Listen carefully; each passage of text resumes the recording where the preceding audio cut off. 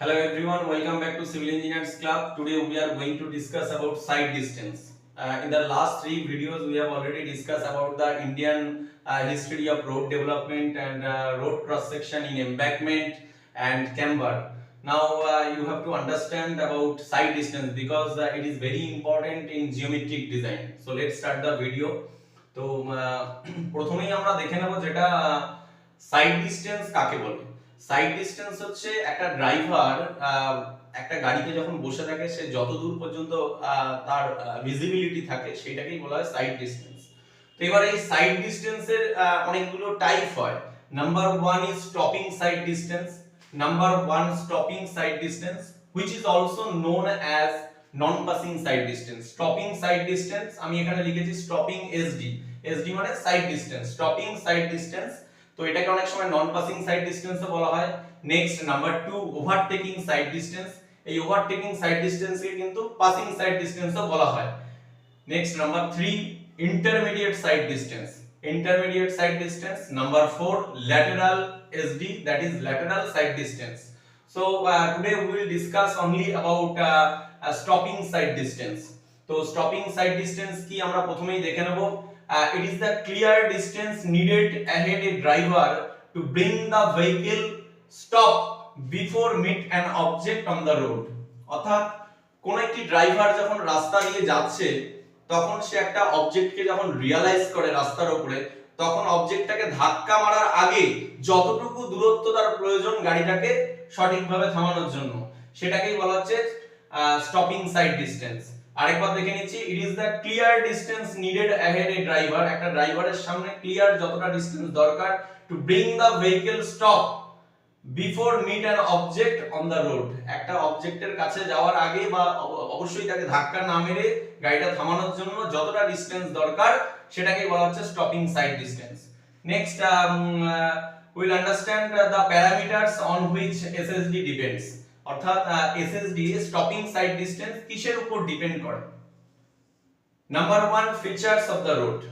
খুব বোঝাই যাচ্ছে যে ফিচারস অফ দ্য রোড বলতে রাস্তাটা যদি রাফনেস বেশি থাকে অর্থাৎ তার কোএফিসিয়েন্ট অফ ফ্রিকশন কিন্তু অনেক হাই হবে, সেক্ষেত্রে কিন্তু টায়ারের সাথে রাস্তার ফ্রিকশন খুব বেশি কাজ করবে, আমার কিন্তু ন্যাচারালি স্টপিং সাইড ডিসটেন্সটা অনেক কম প্রয়োজন হবে। নেক্সট হচ্ছে height of driver eyes above the road, অর্থাৎ ড্রাইভারের চোখটা রাস্তার মানে সারফেসের উপর থেকে কত উঁচুতে রয়েছে সেটার উপর ডিপেন্ড করে। এই ক্ষেত্রে কিন্তু আইআরসি আমাদের একটা ভ্যালু বলে দিয়েছে, that is 1.2 metre as per IRC. 1.2 metre as per IRC, এটা কিন্তু খুব গুরুত্বপূর্ণ একটা কোশ্চেন, বিভিন্ন এমসিকিউতে আসে এবং তোমাদের ম্যাথমেটিক্যাল প্রবলেম করতে গেলেও এটা এই ভ্যালুটা মনে রাখতে হবে।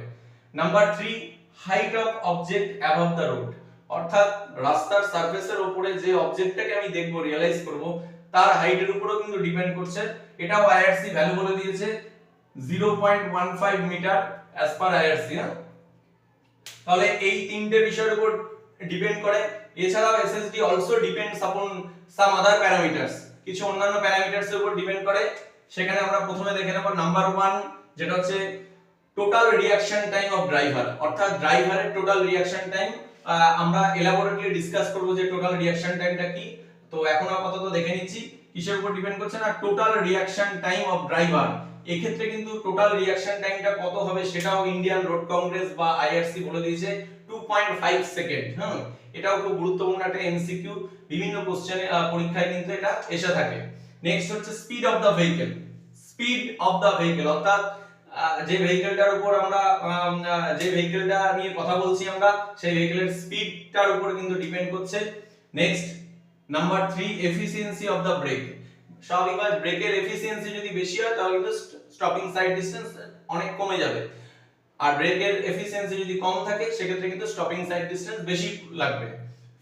ফ্রিকশনের ভ্যালু যদি হাই হয় সেক্ষেত্রে স্টপিং সাইড ডিসটেন্স কমে যাবে, ফ্রিকশন যদি কম হয় সেক্ষেত্রে স্টপিং সাইড ডিসটেন্সটা বেশি প্রয়োজন হবে। Gradient of the road. Gradient of the রোডের উপর কি করে, আপ গ্রেডিয়েন্ট যখন হবে তখন স্টপিং সাইড ডিসটেন্সের ভ্যালু কম হবে, ডাউন গ্রেডিয়েন্ট হলে কিন্তু সেক্ষেত্রে বেশি হবে। So now we will understand total reaction time. Total reaction টাইমটা কি এটা আমাদের খুব ভালো করে বুঝতে হবে, কারণ এর উপর ডিপেন্ড করেই কিন্তু আমার এসএসডিটা দাঁড়িয়ে আছে। Total reaction time is the summation of perception time and brake reaction time. Total reaction time হচ্ছে perception time and brake reaction টাইমের যোগফল। So what is the perception time? Perception time is the time required by a driver to realize a danger before trying to take any preventive measure. অর্থাৎ একটা driver যখন রাস্তা দিয়ে driving করছে তখন রাস্তার উপরে কোনো একটা অবজেক্টকে সে দেখলো, দেখে বুঝতে পারলো যে হ্যাঁ এটা একটা ডেঞ্জার রয়েছে সামনে। এই যে বুঝতে পারলো, এই সময়টাকেই বলছে পারসেপশন, অর্থাৎ বস্তুটাকে পারসিভ করা। যে অবজেক্টটা রাস্তার উপরে রয়েছে তাকে পারসিভ করলো। ড্রাইভার গাড়ি চালাচ্ছে, হঠাৎ করে একটা অবজেক্ট দেখলো, পারসিভ করলো, এই যে সময়টা লাগলো সেটাকে বলা হচ্ছে perception time. Next, brake reaction time. Brake reaction time is the time between perception of danger and effective application of brake. অর্থাৎ প্রথমে ড্রাইভার কি করলো, একটা অবজেক্টকে দেখলো, সেটাকে পারসিভ করলো, হ্যাঁ বুঝলো যে এটা ডেঞ্জার আছে, তারপরে ও কি করলো, ব্রেকটাকে অ্যাপ্লাই করলো। এই যে পারসেপশন করা আর ব্রেক অ্যাপ্লাই করা এর মাঝে যে টাইমটা গেল সেটাকে বলা হচ্ছে আমার ব্রেক রিঅ্যাকশন টাইম। তাহলে ব্রেক রিঅ্যাকশন টাইম কি? একটা বস্তুকে পারসিভ করা এবং তারপরে ব্রেক অ্যাপ্লাই করা। এই যে ব্রেক অ্যাপ্লাই করা আর বস্তুটাকে পারসিভ করেছিল তার মাঝে যে সময়টা গেল সেটাকে বলছে ব্রেক রিঅ্যাকশন টাইম। নেক্সট হচ্ছে breaking distance. Breaking distance, it is the distance when the driver applied brake and the point at which the vehicle comes to stop। অর্থাৎ ব্রেক আমি দিলাম, ড্রাইভার ব্রেক অ্যাপ্লাই করলো, সেই point থেকে যে পয়েন্টে গিয়ে গাড়িটা থামলো এর মাঝে যে গাড়িটা যে দূরত্ব গেল সেটাকে বলা হচ্ছে ব্রেকিং ডিসটেন্স। ঠিক আছে? নেক্সট আমরা এই টোটাল রিঅ্যাকশন টাইমের উপর, টোটাল রিঅ্যাকশন টাইমটা পিপ থিওরির উপর দাঁড়িয়ে আছে। পিপ থিওরিটা আমাদের খুব গুরুত্বপূর্ণ জানতে হবে। এক্ষেত্রে কিন্তু পিপ থিওরিতে কি করা হয়েছে না, total reaction time has been splitted into 4 part, 4টে অংশে ভাগ করা হয়েছে। পিপ থিওরির first P stands for perception. What is perception? Time to perceive an object. এই মাত্র আমরা বললাম time to perceive an object. Next হচ্ছে intellection. Perception, time to perceive an object. Next, intellection. Intellection is the time to understand the situation। অর্থাৎ প্রথমে হলো perception to perceive an object, দেখলো একটা, জাস্ট পারসিভ করলো একটা বস্তু রয়েছে সামনে, অবজেক্ট রয়েছে। নেক্সট হচ্ছে intellection। Intellectionটা হচ্ছে time to understand the situation, সিচুয়েশনটা আন্ডারস্ট্যান্ড করলো। নেক্সট চলে যাব number 3, emotion. Time elapsed between emotional sensation. আমরা রাস্তা দিয়ে গেলে দেখবে অনেক সময় আমরা নিজেরাও বুঝতে পারি, রাস্তা দিয়ে আমরা যাচ্ছি, গাড়ি চালাচ্ছি, একটা বিড়াল সামনে দিয়ে যাচ্ছে, আমি বুঝতে পারছি বিড়ালটা বেরিয়ে যাবে, আমাকে ব্রেক দিতে হবে না, তা সত্ত্বেও কিন্তু আমরা অনেক সময় ভাবি বিভিন্ন ইমোশন, বিড়াল গেল বাধা দিল, আমি কি দাঁড়াবো না দাঁড়াবো না, এই চিন্তা ভাবনার জন্য যে সময়টা আমরা চলে যাচ্ছে সেটা কিন্তু ইমোশনাল সেন্সেশনের কাজ করছে এখানে আমার, সেক্ষেত্রে বলা হয় ইমোশন। ঠিক আছে? নেক্সট হচ্ছে ভলিউশন। তারপরে আমি ফাইনালি যখন ডিসিশন নিলাম হ্যাঁ ব্রেক দিচ্ছি, তখন time taken for final decision. ঠিক আছে? এই টোটাল ফাইনালি আমি ডিসিশন নিচ্ছি ব্রেক দিচ্ছি বা দেব কি দেব না, এই যে ডিসিশনটা নিচ্ছি তখন আমি এটাকে বলা হচ্ছে ভলিউশন টাইম। তাহলে টোটাল আমার যে টোটাল রিঅ্যাকশন টাইম রয়েছে সেই টোটাল রিঅ্যাকশন টাইম 4 ভাগে ভাগ করা হয়েছে। Number 1 perception, that is time to perceive an object. Number 2 intellection, time to understand the situation. Number 3 emotion, time elapsed between emotional sensation. Number 4 volition, that is time taken for final action। ঠিক আছে? এরপরে আমরা যেটা দেখে নেব SSD এর formula, অর্থাৎ এই এসএসডি কে আমরা ক্যালকুলেশন কিভাবে করব। তাহলে এই এসএসডি টা যেটা আছে সেটা কিন্তু ডিপেন্ড করে, স্টপিং সাইড ডিসটেন্স কিন্তু ডিপেন্ড করছে দুটো বিষয়ের উপর। প্রথম হচ্ছে এক হচ্ছে total reaction time. Total reaction টাইমের সময় দেখো আমরা সবকিছু ভাবছি টোটাল রিঅ্যাকশন টাইম, আমার পারসেপশন টাইম যাচ্ছে, আমি প্রথমে পারসিভ করছি, আন্ডারস্ট্যান্ড করছি, তারপরে কি আমার ইমোশনাল সেন্সেশন কাজ করছে, তারপরে ফাইনালি আমি ডিসিশন একটা নিচ্ছি। এটা টোটাল রিঅ্যাকশন টাইমটা গেল। নেক্সট আমি যেই ব্রেক দিলাম, ব্রেক দেওয়ার পরে তারপরে গাড়িটা কিছু দূর গিয়ে থামলো, এটা হচ্ছে ব্রেকিং ডিসটেন্স যেটা। তাহলে এই তাহলে আমার টোটাল রিঅ্যাকশন টাইমে আমি যে ডিসটেন্সটা যাচ্ছি প্লাস ব্রেকিং ডিসটেন্স যেটা যাচ্ছে, এই দুটোর যোগফলই হচ্ছে কিন্তু এসএসডি। তাহলে এই যে দেখো এসএসডি কে আমরা বলবো ল্যাগ ডিসটেন্স। ল্যাগ ডিসটেন্সটা কি না, the lag distance is the distance which a vehicle travel during total reaction time। অর্থাৎ টোটাল রিঅ্যাকশন টাইমে আমরা যে ডিসটেন্সটা যাই সেটাকে বলা হচ্ছে ল্যাগ ডিসটেন্স, এবং তারপরে ব্রেক দেওয়ার পরে ব্রেকিং ডিসটেন্সটা যেটা আছে, এই দুটো সামেশনকে বলা হচ্ছে স্টপিং সাইড ডিসটেন্স। আচ্ছা, এক্ষেত্রে ফর্মুলাটা আমরা দেখে নেব। ফর্মুলাটা এটা মুখস্থ রাখতে হবে তোমাদের, 0.278 vt plus v square by 254 f। ঠিক আছে, এটা মনে রাখতে হবে। এই ফর্মুলাটা মাথায় রাখবে, এটা কিন্তু ইন মিটার। তোমার যে স্টপিং সাইড ডিসটেন্সটা বেরোবে ইন মিটারে বেরোবে। এবার তোমাকে এই v এর ভ্যালু বসাতে হবে, কিন্তু দেখো where v is the vehicle speed, ভেহিকলের স্পিড আছে ইন কিলোমিটার পার আওয়ার। তুমি ডাইরেক্ট একদম কিন্তু এই ফর্মুলাটা বসানোর পরে যখন ম্যাথমেটিক্যাল ক্যালকুলেশন করবে তখন কিন্তু তোমাকে v এর ভ্যালুটা একদম ডাইরেক্ট কিলোমিটার পার আওয়ারে বসাতে হবে। t এর ভ্যালুটা ইন সেকেন্ড। এক্ষেত্রে যদি তোমার পরীক্ষার অঙ্কে যদি t এর ভ্যালু না দেওয়া থাকে তখন কিন্তু আমাদের এই IRC যে রেকমেন্ড করেছে 2.5, সেই 2.5 সেকেন্ড বসাতে হবে এখানে। নেক্সট আবার চলে যাচ্ছি আমরা v স্কয়ার এর জায়গায় আমরা v এর ভ্যালুটা বসিয়ে দেব কিলোমিটার পার আওয়ারে। নিচে 254 f, এই f এর ভ্যালু আমার দেওয়া থাকবে। যদি না দেওয়া থাকে সেক্ষেত্রেও কিন্তু আমরা ভেহিকলের স্পিড দেখে কিন্তু বসাতে পারি। দেখো এখানে t for total reaction time, সেটা তো ইন সেকেন্ড বলে দিলাম। f হচ্ছে কোএফিশিয়েন্ট অফ ফ্রিকশন। এই কোএফিশিয়েন্ট অফ ফ্রিকশন যদি না দেওয়া থাকে তখন তোমরা, যদি ভেহিকলের গতিবেগ যদি থাকে 20 to 30 কিলোমিটার পার আওয়ার তখন কিন্তু v এর f এর ভ্যালু হয়ে যাবে 0.4। যদি 100 কিলোমিটার পার আওয়ার থাকে সেক্ষেত্রে কিন্তু 0.35 করতে হবে। এটা কিন্তু খুব গুরুত্বপূর্ণ একটা এমসিকিউ, পরীক্ষায় কিন্তু আসে যে f এর ভ্যালু কত হবে যখন আমার ভেহিকলের স্পিড 100, যখন ভেহিকলের স্পিড 20 থেকে 30 বা তোমায় দিয়ে দিল 25 কিলোমিটার পার আওয়ার, তখন কিন্তু তোমাকে 0.4 করতে হবে।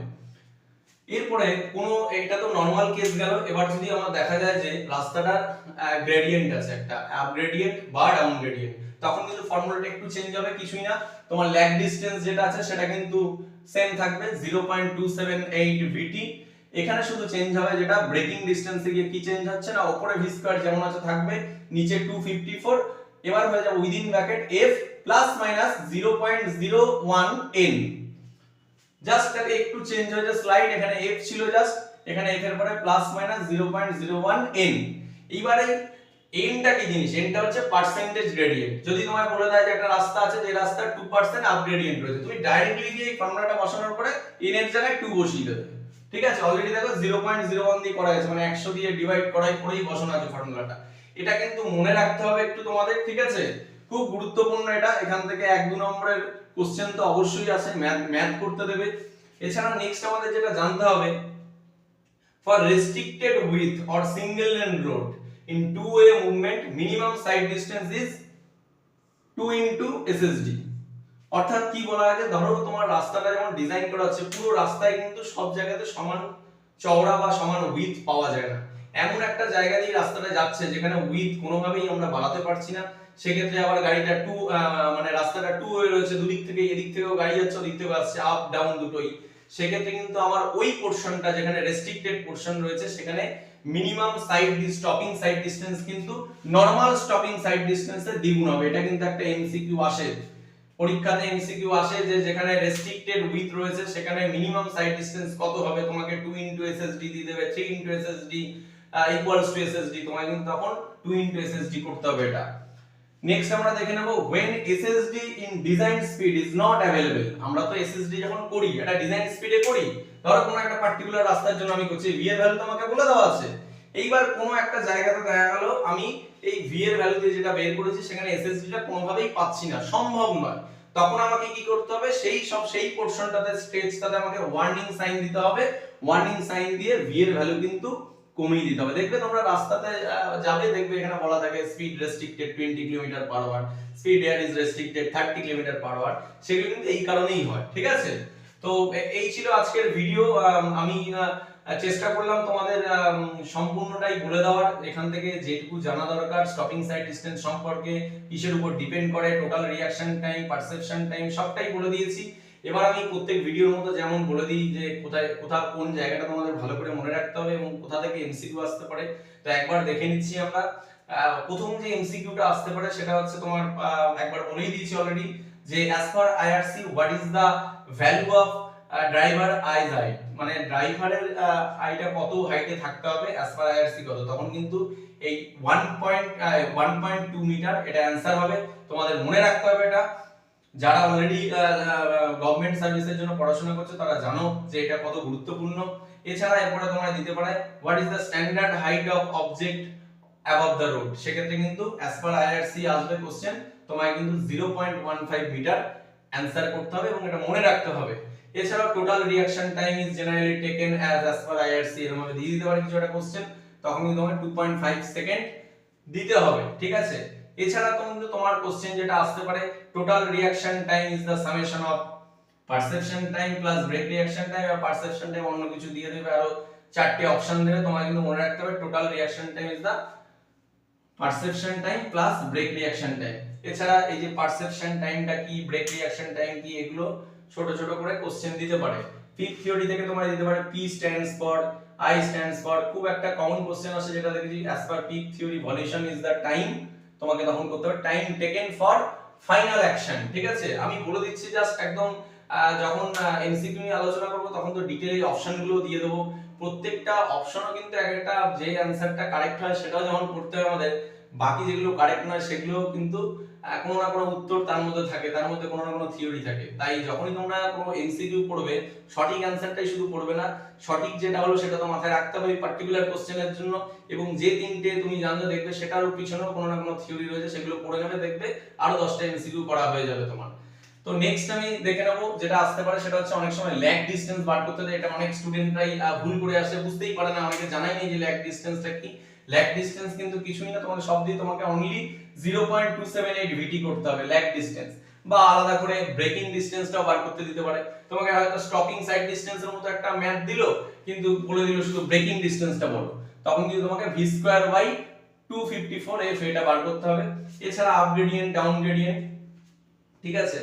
আর নিচে যে দুটো আমি বলে দিলাম যেগুলো স্পেশাল কেস রয়েছে তোমাকে সেগুলো মনে রাখতে হবে। তো আজকে আশা করি ভিডিওটা তোমাদের ভালোই লাগবে, আর তোমাদের নিশ্চয়ই হেল্প করবে।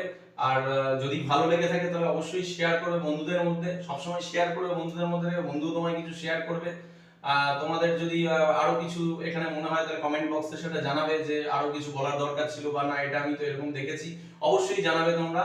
আর লাইক করবে, যারা সাবস্ক্রাইব এখনো করোনি অবশ্যই করো। আমি খুব তাড়াতাড়ি বলছি যে এমসিকিউ নিয়ে আলোচনা করব, কিন্তু এখনো তো করে উঠতে পারিনি আমি কিন্তু একদম টপিক ওয়াইজ যেগুলো যেগুলো আমার এমসিকিউ হয় সেগুলো আমি ট্রান্সপোর্টেশনও খুব তাড়াতাড়ি আনবো। আজকের মতো এখানে ভিডিওটা শেষ করছি।